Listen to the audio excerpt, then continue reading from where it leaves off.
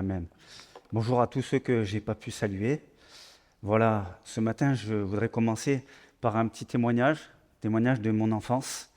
Euh, Peut-être certains ne le savent pas, mais j'ai été d'abord placé dans une famille d'accueil et puis adopté à l'âge de 10 ans. Et alors que je me trouvais en colonie, bon nombre de mes frères et sœurs, puisqu'on est 6 enfants, étaient déjà dans les colos. Et ma grande sœur, l'aînée Virginie, servait au service de l'animation. Alors quand on est enfant et que on voit ces animateurs qui servent et qui nous donnent de la joie, on est fier quand on peut dire que c'est sa grande sœur. Simplement, je ne portais pas le même nom de famille que ma sœur, puisque je n'étais pas encore officiellement adopté. Et alors que je disais à mes camarades, à mes copains dans l'attente, « Ah, c'est ma sœur Virginie et tout », j'étais fier de le dire. Ils me disaient « Mais non, c'est pas vrai, tu mens, t'as pas le même nom de famille ». Et pour moi, c'était quelque chose qui me blessait, qui me ramenait à une réalité, c'est que oui, je considérais ma famille d'accueil comme ma famille adoptive, parce que Dieu avait dit à ma mère, celui-là, c'est ton fils, parmi les dizaines d'enfants qu'elle avait gardés, Dieu lui avait parlé, et ça venait me blesser et me chercher au plus profond de moi. Et lorsque j'ai été adopté à l'âge de 10 ans, alors que maintenant je portais le nom de famille de ma famille, il y avait encore cette accusation qui revenait « Souviens-toi d'où tu viens ». Et peut-être que ce sentiment, vous l'avez déjà vécu. Peut-être que ce sentiment, certains l'ont vécu dans leur famille parce qu'ils n'ont pas été désirés. Peut-être que certains l'ont vécu dans l'Église. Et ce matin, j'ai un message pour vous. Le Seigneur Jésus a fait de nous une famille et il nous accueille tels que nous sommes si nous savons accepter le sacrifice de Jésus.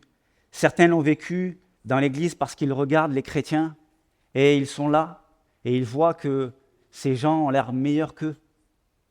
La réalité, c'est que ces gens ont été transformés par Jésus et si toi, tu ne sens pas de cette famille, alors peut-être avance-toi près de Jésus et tu feras partie de cette famille. D'autres ont eu un passé compliqué alors qu'ils ont déjà donné leur cœur à Jésus. Ils voient ces anciens qui sont là, fidèles, affermis depuis des années, et ils se sentent inférieurs à eux, parce qu'ils ont leur lutte, ils ont leur combat. Mais si tu laisses le Saint-Esprit agir en toi, tu seras comme eux, affermis dans la foi, et c'est là une bonne nouvelle pour nous ce matin. Et j'aimerais prendre ce passage de Paul aux Romains, de Romains 8, au verset 1. On lira les versets 1 à 4 et 12 à 17. Maintenant donc, il n'y a plus de condamnation pour ceux qui sont unis à Jésus-Christ. Car la loi de l'Esprit qui nous donne la vie dans l'union à Jésus-Christ t'a libéré de la loi du péché et de la mort. Car ce que la loi était incapable de faire, parce que l'état de l'homme la rendait impuissante, Dieu l'a fait. Il a envoyé son propre Fils avec une nature semblable à celle des hommes pécheurs. Et pour régler le problème du péché, il a exécuté sur cet homme la sanction qu'encourt le péché. Il l'a fait pour que la juste exigence de la loi soit pleinement satisfaite en ce qui nous concerne. Nous qui vivons non plus à la manière de l'homme livré à lui-même, mais dans la dépendance à l'esprit. Ainsi donc, frères et sœurs, si nous avons une obligation, ce n'est pas celle de vivre à la manière de l'homme livré à lui-même. Car si vous vivez à la manière de l'homme livré à lui-même, vous mourrez. Mais si par l'esprit, vous faites mourir les actes mauvais que vous accomplissez dans votre corps, vous vivrez. Car ceux qui sont conduits par l'Esprit de Dieu sont fils de Dieu. En effet, vous n'avez pas reçu un esprit qui fait de vous des esclaves et vous ramène à la crainte. Non, vous avez reçu l'Esprit en conséquence de votre adoption par Dieu comme ses fils et ses filles. Car c'est par cet Esprit que nous crions « Abba », c'est-à-dire « Père ». L'Esprit Saint lui-même témoigne à notre esprit que nous sommes enfants de Dieu. Et puisque nous sommes enfants, nous sommes aussi héritiers de Dieu et donc co-héritiers de Christ, puisque nous souffrons avec lui pour avoir part à sa gloire. Le titre de mon message ce matin est « Mon identité en Jésus ». Et nous devons prendre conscience que nous avons une nouvelle identité en Jésus, que nous faisons partie d'une nouvelle famille. Le premier point que nous avons vu dans ce texte, c'est qu'il n'y a plus de condamnation en Jésus. Nous l'avons lu, maintenant donc, il n'y a plus de condamnation pour ceux qui sont unis à Jésus-Christ. Quelle était cette condamnation qui reposait sur nous? On connaît tous l'histoire d'Adam et Ève. À l'origine, Dieu a créé Adam et Ève et il les avait créés pour qu'ils soient immortels. Ils ne devaient pas mourir. Et il avait placé Adam dans le jardin et il lui avait dit, tu peux manger de tous les fruits qui se trouvent dans le jardin, sauf le fruit de l'arbre de la connaissance du bien et du mal. Et il lui a dit, si tu en manges, tu mourras. Et alors que le serpent était là, le diable, il est venu tenter Ève. Ève qui n'avait reçu l'instruction que de son mari, Adam, et non pas directement de Dieu. Et Ève a douté de ce que son mari lui a dit. Et de son côté, Adam qui devait garder le jardin, il ne l'a pas gardé comme Dieu lui avait demandé. Et tous deux ont désobéi. Et la mort est entrée, et la séparation d'avec Dieu avec. C'était cette condamnation qui reposait sur chacun d'entre nous. Mais le verset 3 nous dit, car ce que la loi était incapable de faire parce que l'état de l'homme la rendait impuissante, Dieu l'a fait. Dieu l'a fait, il a envoyé son propre fils et il a exécuté sur cet homme la sanction qu'encourt le péché. Voilà pourquoi Jésus est venu et voilà pourquoi nous sommes là ce matin. C'est parce que Jésus est venu régler le problème qu'encourait le péché. Donc Jésus est venu pour régler ce problème. Et Paul nous dit, il parle à Timothée et il lui dit dans 2 Timothée 1, 9, 10, c'est lui qui nous a sauvés et nous a appelés à mener une vie sainte. Et s'il l'a fait, ce n'est pas à cause de ce que nous avons fait, mais bien parce qu'il en avait librement décidé ainsi, à cause de sa grâce. Cette grâce, il nous l'a donnée de toute éternité en Jésus-Christ. Et maintenant, elle a été révélée par la venue de notre Sauveur Jésus-Christ. Il a brisé la puissance de la mort et par l'Évangile a fait resplendir la lumière de la vie et de l'immortalité. Ce problème qui était intervenu avec Adam et Ève, Jésus l'a réglé une bonne fois pour toutes. Paul dira aussi aux Romains, dans Romains 5, 6, en effet, lorsque nous étions encore empêtrés dans nos péchés, incapables de nous aider nous-mêmes, trop faibles pour remédier ou lui apporter quoi que ce soit de valable, le Christ, au moment fixé par Dieu, est mort pour nous, c'est-à-dire pour des impies qui ne se souciaient pas de Dieu. Et nous étions de ce nombre. Donc, elle était là, la condamnation qui reposait sur nous, et Christ l'a portée sur lui par amour pour nous. Si on parle de cette condamnation, on a vu au premier verset, maintenant donc, il n'y a plus de condamnation pour ceux qui sont unis à Jésus-Christ. Peut-être que nous avons besoin de nous rappeler ce que ça veut dire être unis à Jésus-Christ. Marc 16, 16 nous dit « Celui qui croira et qui sera baptisé sera sauvé, mais celui qui ne croira pas sera condamné. » Est-ce que cela veut dire que celui qui croit et qui ne se fait pas baptiser n'est pas sauvé?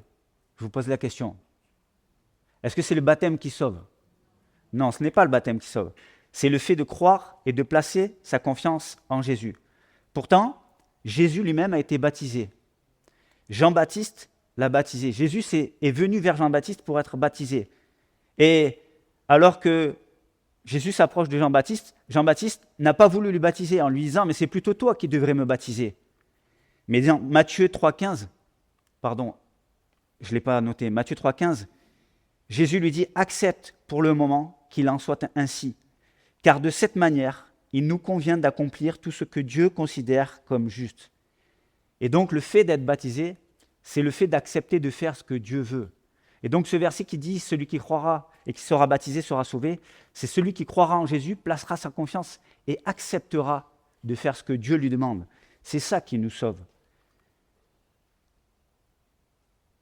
Finalement, être uni à Jésus, c'est cela, c'est d'abord accepter qui il est, c'est accepter son sacrifice, mais aussi c'est accepter de faire ce qu'il nous demande. C'est accepter de faire ce que dans la loi nous étions incapables de faire. Adorer Dieu seul, aimer son prochain comme soi-même, et tous ces commandements qu'il y a dans les 10 commandements, on était incapables par nous-mêmes. Mais parce que Jésus est venu sur la croix, parce qu'il est mort, parce qu'il est ressuscité, parce que son esprit vient en nous, il nous rend capables, par son esprit, d'obéir à ses commandements et de les suivre. Et c'est à ce moment-là que nous ne sommes plus condamnés. Donc lorsque tu as accepté Jésus, lorsque tu as demandé pardon à Dieu pour ton péché, et que l'ennemi revient sur des choses que tu as commises auparavant et que tu as demandé pardon, il n'y a plus de condamnation pour toi, mon frère, ma sœur. Si tu te sens comme indigne du corps de Christ, indigne de cette famille de Dieu, il n'y a plus de condamnation. Alors rejette les accusations et sens-toi vraiment enfant, frère et sœur de tous ceux qui sont admis par Jésus, de tous ceux qui croient en lui. Mon deuxième point, une vie guidée par l'Esprit. Nous avons lu dans Romains 8,2 « Car la loi de l'Esprit qui nous donne la vie, dans l'union à Jésus-Christ, t'a libéré de la loi du péché et de la mort. » Et lorsque nous avons accepté de devenir disciples de Jésus, lorsque nous avons, au moment de notre conversion, décidé de suivre Jésus par les eaux du baptême, nous avons pris cet engagement d'une bonne conscience envers Dieu, non pas pour un rituel, non pas pour suivre une religion, mais pour suivre Jésus et accepter qui il est. Et on peut dire merci au Seigneur parce que lorsqu'il est ressuscité, Jésus, c'est vrai, il est remonté auprès du Père, mais il ne nous a pas laissés orphelins, il ne nous a pas laissés seuls. Il a dit à ses disciples, dans Acte 2, on l'a vu, qu'il enverrait son esprit et il dit, dans Jean 16, 7 et verset 13 aussi, « Cependant, je vous dis la vérité, il est préférable pour vous que je parte. En effet, si je ne pars pas, celui qui doit vous venir en aide ne viendra pas à vous. Mais si je pars, je vous l'enverrai. » Un peu plus loin, verset 13, « Quand viendra l'Esprit de vérité, il vous conduira dans toute la vérité. » Donc Dieu, au travers de Jésus, ne s'est pas contenté de nous sauver, ne s'est pas contenté de nous donner une vie éternelle, mais il a accepté de nous envoyer son Esprit pour nous guider, pour nous aider dans notre marche avec lui, pour nous aider dans notre vie de tous les jours, alors même que nous traversons les mêmes épreuves que ceux qui ne connaissent pas Jésus. La différence, c'est que nous avons le Saint-Esprit qui vit en nous et qui vient nous aider dans chacune de nos circonstances. Et pour cela, nous pouvons dire merci au Seigneur, nous pouvons dire merci Jésus, merci d'avoir accepté d'aller jusqu'au bout de la croix, mais merci parce que tu es revenu dans ton ciel de gloire auprès du Père et tu nous as envoyé ton Esprit. Et en cela, je disais, il nous aide, mais il nous donne aussi de comprendre ce que Jésus attend de nous, ce que Dieu attend de nous. Ça veut dire que lorsque nous avons un choix à faire, eh bien nous pouvons nous attendre à Dieu. Nous pouvons lui demander, nous nous laissons guider. Cela veut dire que lorsque nous le prions, il nous montre quel est le meilleur choix à faire. Bien sûr, je ne parle pas d'un choix comme aller faire ses courses et quoi choisir à manger, mais je parle de choix qui impactent notre vie, peut-être notre famille, peut-être nos enfants, peut-être notre entourage, comme le choix d'un travail, comme le choix d'une nouvelle ville où vivre. Dans tous ces choix, je veux m'en remettre à Dieu parce que lui sait ce qui est de meilleur pour ma vie. Donc, je l'ai dit tout à l'heure dans Acte 2, on peut voir que cette promesse s'est accomplie quand le jour de la Pentecôte arriva. Ils étaient tous rassemblés au même endroit. Tout à coup, un grand bruit survint du ciel. C'était comme si un violent coup de vent s'abattait sur eux et remplissait toute la maison où ils se trouvaient. Au même moment, ils virent apparaître des sortes de langues qui ressemblaient à des flamèches. Elles se séparèrent et allèrent se poser sur la tête de chacun d'eux. Aussitôt, ils furent tous remplis du Saint-Esprit et commencèrent à parler dans différentes langues, chacun s'exprimant comme le Saint-Esprit lui donnait de le faire. C'était là une prophétie qui s'accomplissait, et c'était là le moment où le Saint-Esprit est descendu sur terre, où il a rempli son peuple. Et nous faisons partie de ce peuple, et nous sommes ses disciples. Et de la même manière, il vient habiter en nous, il vient nous remplir, et il vient nous donner de dire ce qu'il convient de dire. Luc rapporte les propos de Jésus dans Acte 1,8, où il est dit « Mais vous recevrez une puissance lorsque le Saint-Esprit viendra sur vous, et vous serez mes témoins à Jérusalem, dans toute la Judée, dans la Samarie et jusqu'aux extrémités de la terre. » Donc l'Esprit de Dieu est venu non seulement pour nous aider, non seulement pour nous guider, mais aussi pour faire de nous des témoins, des ambassadeurs de Christ. Et en cela, il a fait de nous ceux qui colportent le message de la bonne nouvelle, ceux qui partagent autour d'eux. Et si nous sommes témoins et ambassadeurs, nous voulons nous rappeler aussi que nous sommes dans une place toute particulière dans son royaume, puisque nous l'avons lu au verset 15 de Romains 8. En effet, vous n'avez pas reçu un esprit qui fait de vous des esclaves et vous ramène à la crainte. Non, vous avez reçu l'esprit en conséquence de votre adoption par Dieu comme ses fils et ses filles, car c'est par cet esprit que nous crions « Abba Père ». Donc Dieu nous a envoyé son esprit. C'est vrai pour que nous soyons ses témoins, c'est vrai pour nous guider, c'est vrai pour que nous puissions partager la bonne nouvelle, mais il a fait aussi de nous une famille. Et pourquoi je parlais de cela en introduction, c'est que parfois on peut se sentir là mais pas là. On peut se sentir comme étant dans l'Église, mais ne faisant pas partie de la famille de Dieu. Je crois que ce matin, le Seigneur veut nous rappeler qu'il a fait de nous ses enfants et qu'à ce titre, nous sommes une famille, nous sommes frères, nous sommes sœurs. Et en cela, il veut aussi déverser son esprit en chacun de nous pour nous unir. Et je crois que ce matin, nous avons besoin, encore plus dans les temps qui courent, d'être unis, d'être une famille, qu'il y ait un amour qui se ressente. La parole nous dit, et c'est Jésus qui le dit à ses disciples, c'est à ceci que tous reconnaîtront que vous êtes mes disciples, c'est à l'amour que vous vous porterez les uns et aux autres. Dans une famille, il y a parfois des paroles blessantes, il y a parfois des jugements, mais le plus important, c'est que lorsqu'il y a une parole blessante, on puisse venir demander pardon, et que aussi, si on a été blessé, on puisse accepter le pardon, et peut-être même se remettre en question de savoir si nous aussi, auparavant, on n'a pas été blessant. Et je crois que l'Esprit de Dieu veut nous unir, et nous devons, chacun pour notre part, si on a été blessant, et si je l'ai été pour vous, je vous demande pardon, et si vous l'avez été, pour moi, je vous pardonne. Et je crois qu'on a besoin de se laisser vraiment transformer par le Saint-Esprit pour être cette famille unie. Et que ceux qui s'approchent, que ceux qui se sont fait baptiser dernièrement peut-être, puissent sentir qu'ils sont intégrés dans cette famille, qu'ils puissent sentir que nous sommes une famille. Donc Dieu nous déclare que nous sommes ses fils et ses filles, et nous devons nous le rappeler, nous sommes frères et sœurs. Amen. Le Saint-Esprit est donc, je le disais, le moyen que Dieu utilise pour communiquer avec nous. Il veut nous parler au travers de sa parole. Parfois, on lit la parole et c'est vrai qu'on est là et on dit « Seigneur, là, je ne comprends rien, il faut que tu m'aides. » Saint-Esprit, viens me guider, viens me montrer ce qu'il y a dans ta parole. C'est vrai qu'il y a des passages qui sont parfois compliqués. Hein. Si on lit les Lévitiques, si on lit l'Ancien Testament, on a besoin d'être éclairé par le Saint-Esprit. Mais il veut aussi, au-delà, nous faire comprendre sa parole, il veut aussi nous guider concrètement dans tous nos choix de la vie. Et il veut aussi nous transformer. Mais ça demande aussi qu'on le laisse faire. Parfois, il y a notre orgueil qui est là. Quand le Seigneur nous montre, parfois il me dit « Gaël, là, il y a ça, il faudrait que ça change. » Bon, je ne sais pas vous, hein, mais on dit « Bon, Seigneur, t'es sûr ?» Eh oui, c'est sûr. Il veut nous transformer pour qu'on soit à sa ressemblance. Et je crois que si nous sommes à sa ressemblance, si nous portons l'amour que nous devons avoir les uns pour les autres, alors je crois que beaucoup viendront dans ce lieu parce qu'ils nous verront et ils verront que nous sommes différents. Amen. Donc, mon troisième point, filles et fils de Dieu, fils et filles de Dieu.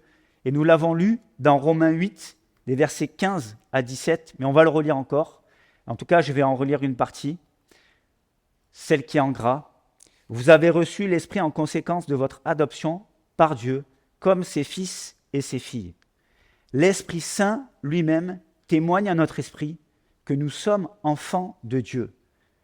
Je vais continuer, et puisque nous sommes enfants, nous sommes aussi héritiers de Dieu, mais aussi, c'est moi qui le rajoute bien sûr, co-héritiers de Christ, puisque nous souffrons avec lui pour avoir part à sa gloire. Quelle est sa gloire ? Sa gloire qui est dans le ciel, pour avoir part à la vie éternelle, dans le royaume de Dieu, auprès du Père, pour que nous soyons tous ensemble, dans sa présence. C'est pour ça que nous sommes héritiers. La question qu'on peut se poser, c'est est-ce qu'on le réalise chaque jour, que nous sommes héritiers de Dieu, que nous sommes co-héritiers de Christ. En préparant ce message, je me suis dit, est-ce que tu réalises, Gaël, chaque jour, que ton Père est le Dieu créateur de toutes choses, que ton Père est celui qui prend soin de ses enfants. Si dans ton esprit, tu n'as jamais eu la conviction d'être enfant de Dieu, alors mon ami, écoute ce que Dieu a fait pour toi.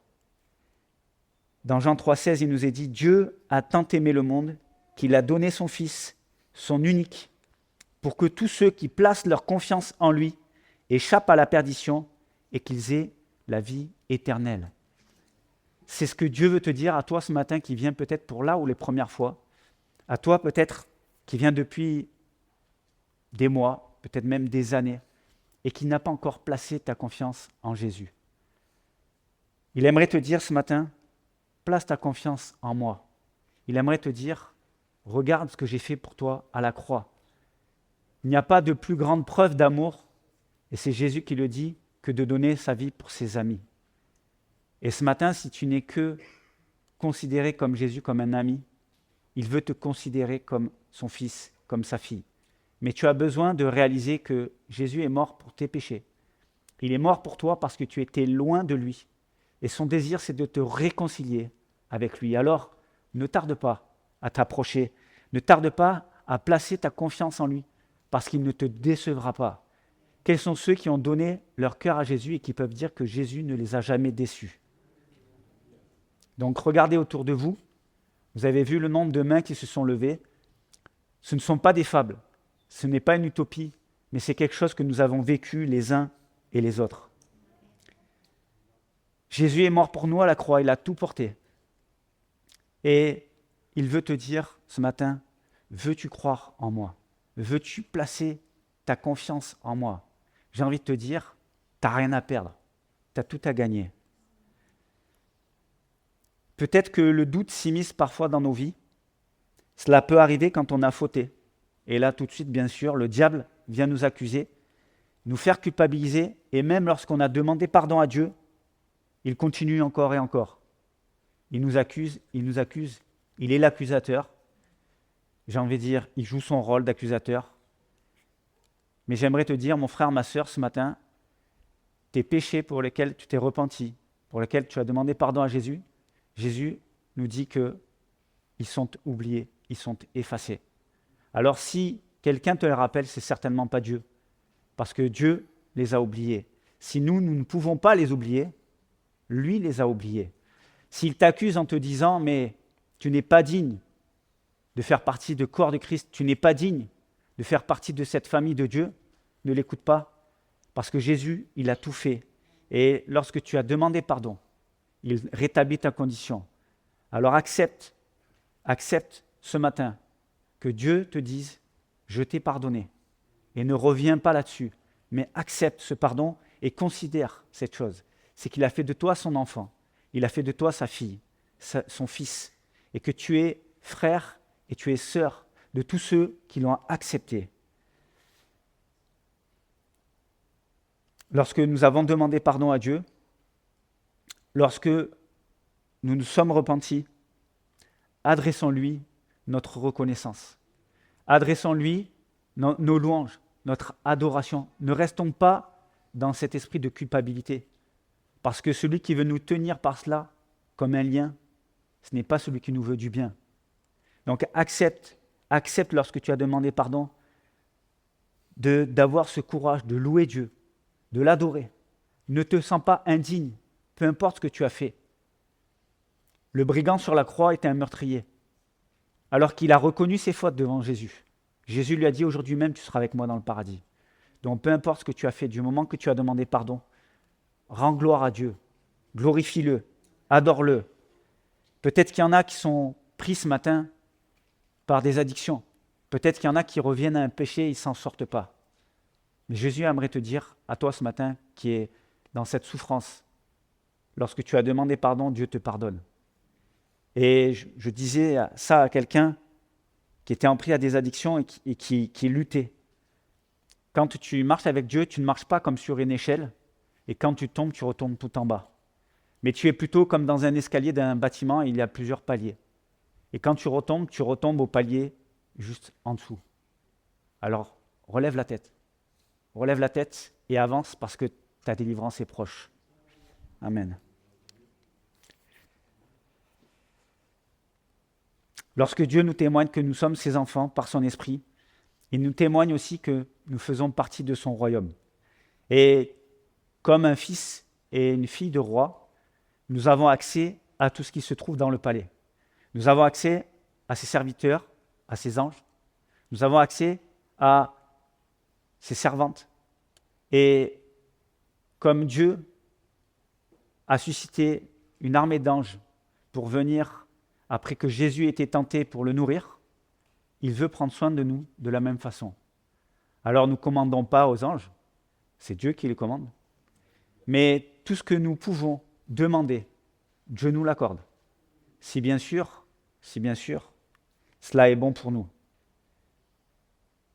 Il y a là des parents, des grands-parents, des oncles et des tantes, et on sait qu'il n'est pas toujours bon de donner tout ce que veut un enfant.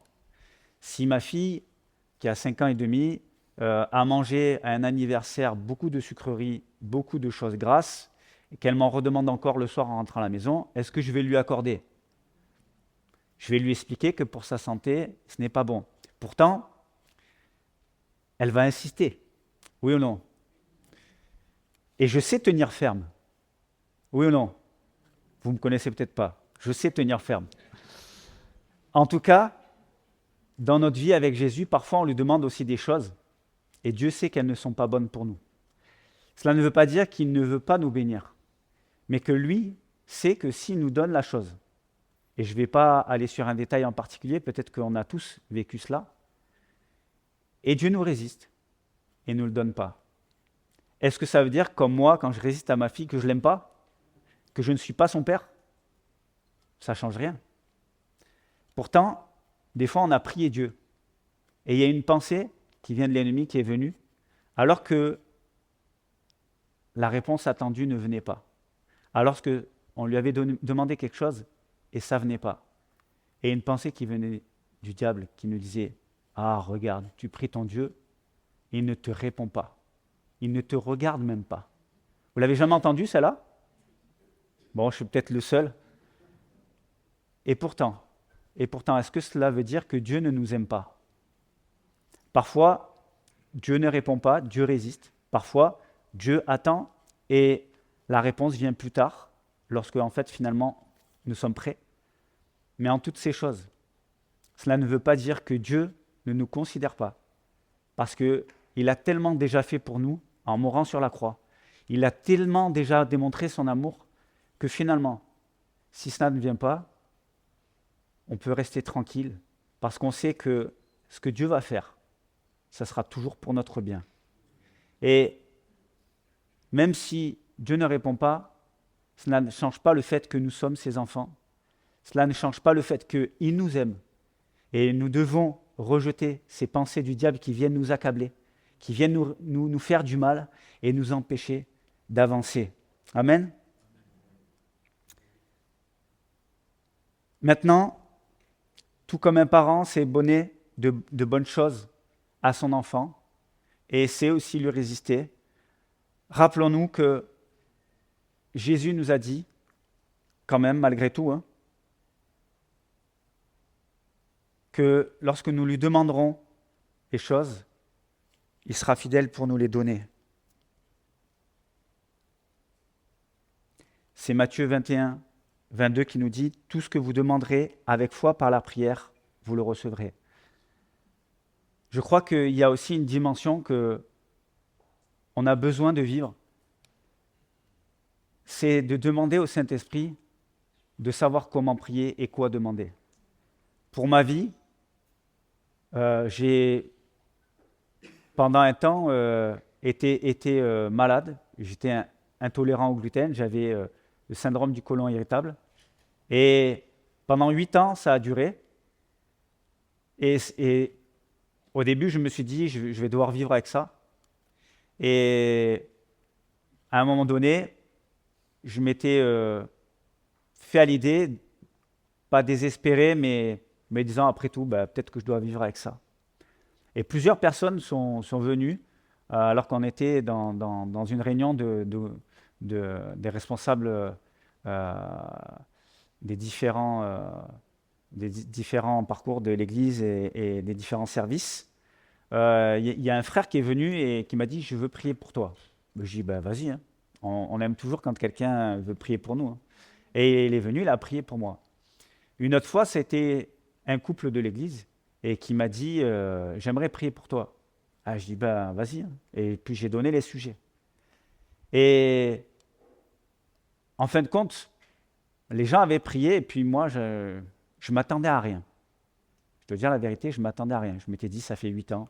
Si Dieu voulait me guérir, il l'aurait fait depuis longtemps.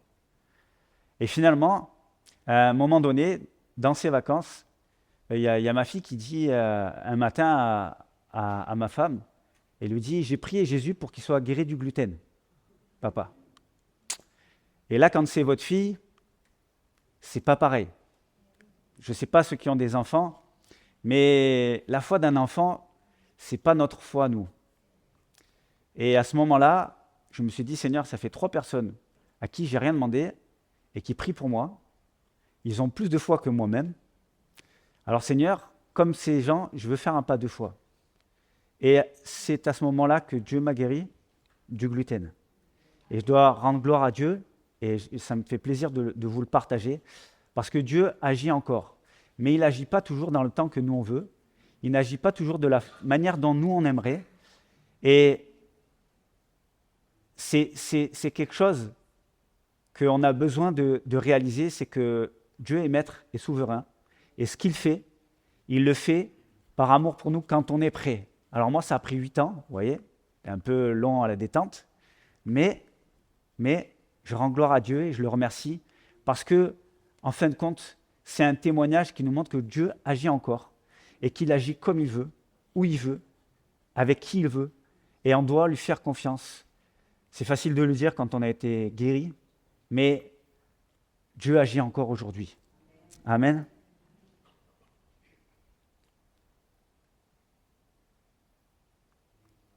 On a lu au verset 17, « Puisque nous sommes enfants, nous sommes aussi héritiers, héritiers de Dieu, donc co-héritiers de Christ, puisque nous souffrons avec lui pour avoir part à sa gloire. » Paul ici nous parle d'un héritage qui ne peut pas se corrompre, d'un héritage qui est un héritage éternel. C'est un héritage éternel. Et c'est ce que Jésus nous dit dans Jean 5, 24. « Oui, vraiment, je vous l'assure, celui qui écoute ce que je dis et qui place sa confiance dans le Père qui m'a envoyé possède dès à présent la vie éternelle et il ne sera pas condamné. Il est déjà passé de la mort à la vie. » Et j'ai mis en gras « possède dès à présent la vie éternelle ». En fin de compte, il est là le plus grand héritage que Jésus nous a donné.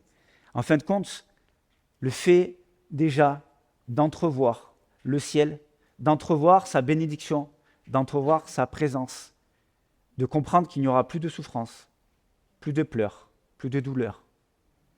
Il n'y aura plus de factures, plus de blessures. Il n'y aura plus de soucis, plus de tracas. Mais on sera dans la paix, dans la félicité. N'est-ce pas là notre plus grand héritage? N'est-ce pas là ce qui doit réjouir nos cœurs? Et finalement, nos petits tracas, est-ce que lorsqu'on porte les regards vers Jésus, tout ça, ça ne disparaît pas? Il y a un vieux cantique qui disait « Vers Jésus, lève les yeux, contemple son visage merveilleux, et les choses de la terre pâliront peu à peu. » Et là, notre héritage. Jésus veut que nous portions nos regards vers lui. Et tous ces tracas de la vie, ce n'est pas qu'ils vont disparaître, mais ils vont pâlir, ils vont nous sembler beaucoup plus insignifiants. Amen. Alors, j'en viens à la fin, et c'est là ma conclusion. Rappelons-nous de cette identité que nous avons en Jésus. Nous faisons partie d'une seule et même famille, nous sommes frères et sœurs. Et à ce titre, nous sommes héritiers, co-héritiers de Jésus. Rappelons-nous que notre héritage, notre destinée, notre maison, elle n'est pas ici-bas, elle est là-haut. Amen. Nous avons vu en premier point qu'il n'y a plus de condamnation pour ceux qui sont en Jésus. Fini les accusations de l'ennemi. Dieu nous a accordé son pardon une fois pour toutes. Nous avons vu aussi que son esprit vient pour nous guider, il vient pour que nous soyons ses témoins. Il vient aussi, son esprit, attester que nous sommes enfants de Dieu. Nous sommes ses fils et ses filles. Nous avons été adoptés, nous avons vu dans le 3e point. Nous sommes donc ses fils et ses filles. Et à ce titre, nous sommes donc héritiers, co-héritiers. Et ce que nous demandons avec foi, si c'est bon pour nous, Dieu nous l'accorde. Amen. Alors rappelons-nous de cette nouvelle identité. Seigneur Jésus, je te remercie pour ton message, pour ton encouragement, parce que tu prends soin de ton peuple, tu prends soin de nous. Seigneur, et tu fais une famille, Seigneur, de chacun de tes enfants. Tu viens, Seigneur Saint-Esprit, ce matin, encore nous unir, Seigneur Jésus. Nous avons tellement besoin de ta grâce, Seigneur Jésus, nous qui sommes imparfaits, nous qui sommes parfois maladroits dans nos paroles, nous qui sommes, Seigneur, parfois blessants. Saint-Esprit, ce matin, nous te demandons, viens, Seigneur Jésus, unir nos cœurs.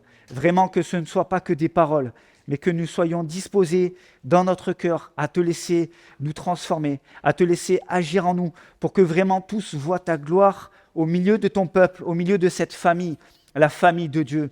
Seigneur, nous voulons garder dans nos cœurs, Seigneur Jésus, notre héritage, celui qui est, Seigneur, de te rejoindre bientôt. Tu viens sur les nuées, Seigneur Jésus, nous chercher bientôt. Et Seigneur, nous voulons nous tenir prêts. Nous voulons, Saint-Esprit, te laisser agir en nous pour que nous soyons, Seigneur Jésus, trouvés fidèles lorsque tu reviendras. Pour que nous puissions être trouvés, Seigneur Jésus, vraiment, Seigneur Jésus, dans un esprit, Seigneur Jésus, où nous te laissons agir en nous. Dans un esprit où, Seigneur, nous recherchons, Seigneur Jésus, la communion des frères et des sœurs, où nous recherchons cette unité, Seigneur Jésus. C'est ce que nous voulons ce matin. Et Seigneur, je te prie pour celui ou celle, Seigneur Jésus, qui est venu ce matin et qui ne te connaît pas encore. Seigneur, je te prie, Seigneur Jésus, afin qu'il puisse faire cette démarche, Seigneur Jésus, de t'accepter dans son cœur, de reconnaître qu'il est perdu loin de toi, qu'il a besoin de ta grâce, Seigneur Jésus. Tu vois cette personne, Seigneur, qui est là ce matin, Seigneur, je te prie pour elle.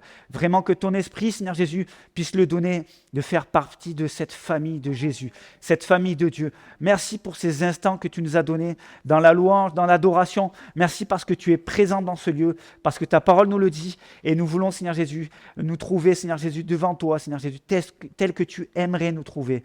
Alors ce matin, je te bénis pour tout ce que tu fais, Seigneur. Je te rends gloire de ce que tu vas faire. Ce matin, peut-être que tu as à cœur, Seigneur, de venir simplement devant Dieu et lui demander pardon. Peut-être que tu as à cœur ce matin de vraiment te laisser remplir tout à nouveau de son esprit et qu'il atteste en toi que tu es enfant de Dieu.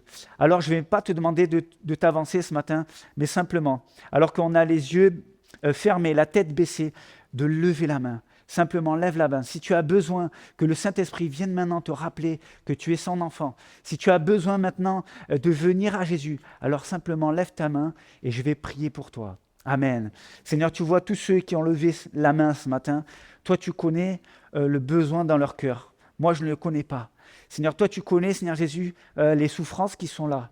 Seigneur, tu connais, Seigneur Jésus, aussi peut-être ce besoin de revenir vers toi. Tu connais, Seigneur, chacun des cœurs et c'est ton esprit qui œuvre, Seigneur Jésus. Alors je te prie maintenant pour chacun de ceux qui ont levé la main. Je crois, Seigneur, maintenant que tu réponds, Seigneur Jésus. Que celui qui a demandé pardon, tu le pardonnes et tu le bénis, tu l'encourages, tu le relèves. Que celui qui a besoin, Seigneur, de ta grâce, de sentir qu'il fait partie de cette famille, Seigneur Jésus, de sentir qu'il est ton enfant, parce que l'ennemi est venu peut-être l'accuser cette semaine ou même ce matin. Seigneur, je te prie, Seigneur Jésus, vraiment, Saint-Esprit, maintenant, de venir attester qu'il est ton enfant, qu'il est ta fille, qu'il est ton fils, Seigneur Jésus. Et ensemble, Seigneur Jésus, nous te remercions et nous disons Amen, Seigneur Jésus, parce que tu es vivant. Amen. Amen. Gloire à toi, Seigneur.